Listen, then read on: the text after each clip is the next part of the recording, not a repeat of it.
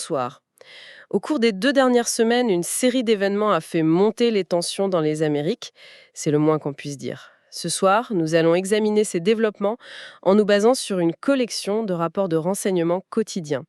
L'objectif est de présenter les faits de façon claire et neutre. En effet, nous allons analyser les schémas qui se dessinent, les principaux acteurs et les répercussions, que ce soit au niveau local, national ou même international. Cette analyse vous est présentée par ProWave AI et a été générée par Stylo News, l'application d'information alimentée par l'intelligence artificielle.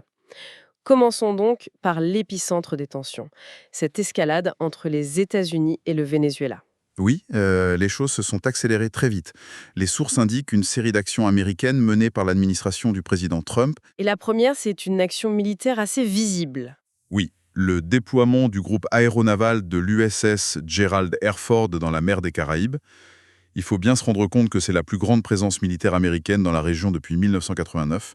Ce n'est pas anodin. Non, c'est un message très fort et ce n'était que le début, si je comprends bien. Il y a eu des déclarations ensuite. Exactement. Le président Trump a déclaré publiquement qu'il était prêt à ordonner des frappes militaires. Au Venezuela, mais pas seulement. Non, au Mexique aussi. Le prétexte officiel, c'est la lutte contre le trafic de drogue. Et puis, dans la foulée, ils ont désigné le cartel de los Soles, l'organisation vénézuélienne, comme une organisation terroriste étrangère. Ce qui est un point clé parce qu'en faisant ça, il l'associait directement au président Nicolás Maduro. C'est précisément ça. Ce n'est pas un cartel classique, c'est une structure qui est vue comme étant au cœur même du pouvoir vénézuélien. Donc une attaque directe contre le régime. Tout à fait.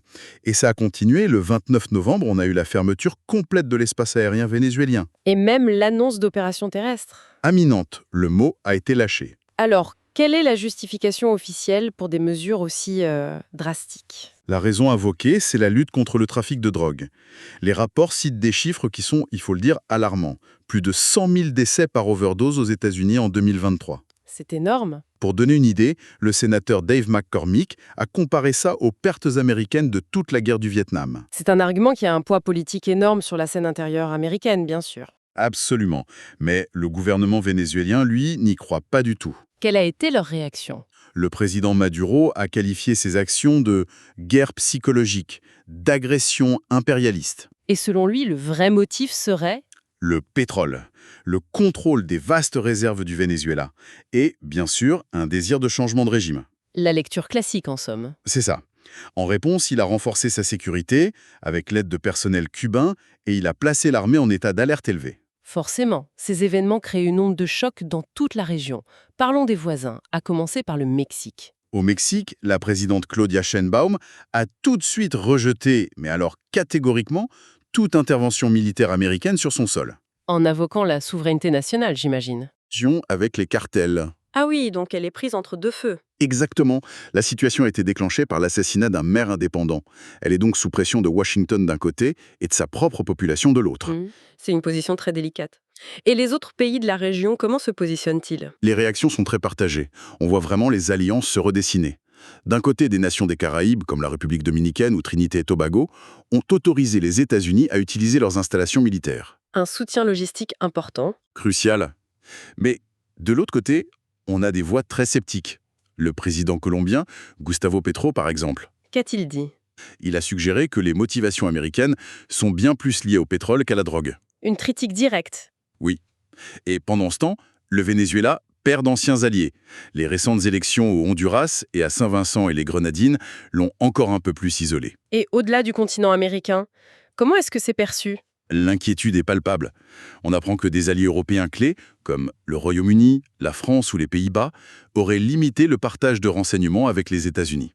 Ce qui, dans ce milieu, est un signal très fort de désapprobation. C'est un signal d'alarme, oui. Ça montre de sérieuses préoccupations sur la légalité de ces opérations. Même les Nations Unies ont critiqué des frappes américaines contre des navires suspects qui ont entraîné des morts. Elles parlent d'exécutions extrajudiciaires. Et la Russie et la Chine? Eux, sans surprise, continuent de soutenir le gouvernement de Maduro. Pendant que ce conflit central s'intensifie, d'autres drames politiques secouent le continent. Tournons-nous vers le Brésil et le Pérou. Oui, c'est important de voir que la région est en pleine ébullition. Au Brésil, la situation de l'ancien président Jair Bolsonaro s'est nettement aggravée. Que s'est-il passé? Les sources rapportent qu'il a été placé en détention préventive. Pour quelle raison? Apparemment, il aurait tenté de détruire son bracelet électronique. Cet acte ajoute un élément d'instabilité politique majeure dans le pays. Et au Pérou, l'actualité a aussi été très chargée. En effet, l'ancien président péruvien, Pedro Castillo, a été condamné le 27 novembre. C'est la fin de ce feuilleton judiciaire. Oui, il a pris 11 ans de prison pour sa tentative de dissoudre le Congrès en 2022. Mais en parallèle, le pays fait face à une crise migratoire à sa frontière avec le Chili. Et un différend diplomatique avec le Mexique. C'est ça, au sujet du droit d'asile. Et c'est une affaire que le Pérou porte maintenant devant l'Organisation des États américains. C'est frappant de voir comment, au milieu de toutes ces tensions, la vie culturelle et sociale continue. C'est une juxtaposition vraiment fascinante. Alors que ces manœuvres politiques et militaires se déroulent, Fatima Bosch, du Mexique, a été couronnée Miss Univers 2025. Un moment de fierté nationale. Une parenthèse au milieu de la crise. Et au même moment, le pape Léon XIV entamait une visite apostolique historique en Turquie et au Liban, axée sur le dialogue interreligieux. Ça illustre bien la complexité du monde. D'un côté, la géopolitique la plus dure, et de l'autre, ces moments de soft power. Tout à fait. Alors, après avoir posé toutes ces pièces sur l'échiquier, que faut-il retenir? Quels sont les développements à suivre dans les prochains jours? Je vois 3 points principaux. Premièrement, et c'est le plus évident, la concrétisation ou non des opérations terrestres américaines au Venezuela. Est-ce un bluff ou une menace réelle? C'est toute la question. Leur ampleur, leur nature, si elles ont lieu, seront déterminantes. D'accord. Deuxième point. Le différend diplomatique entre le Pérou et le Mexique, il sera discuté à l'OEA les 3 et 4 décembre. Ce n'est pas qu'une simple querelle. La décision qui en sortira pourrait redéfinir les normes d'asile dans tout l'hémisphère. Avec des conséquences à long terme. Et enfin, le troisième point. Les retombées politiques et sociales des verdicts concernant les anciens présidents.